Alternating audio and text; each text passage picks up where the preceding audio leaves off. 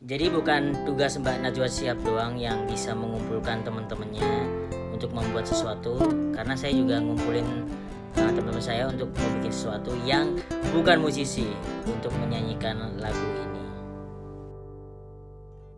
Hanya pilih bambu tempat tinggal kita. Tanpa hiasan, tanpa lukisan. Wow, Beratap jerami, beralaskan tanah. Namun semua ini punya kita. punya kita. Memang semua ini milik kita sendiri.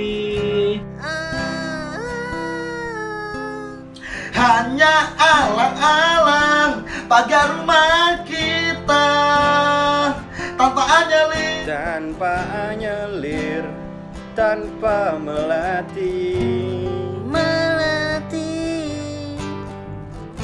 Hanya bunga baku tumbuh di halaman.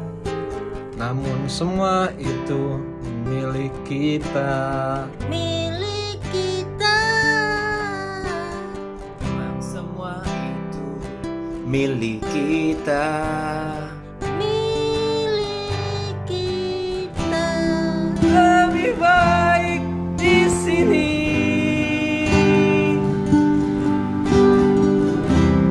Rumah kita sendiri.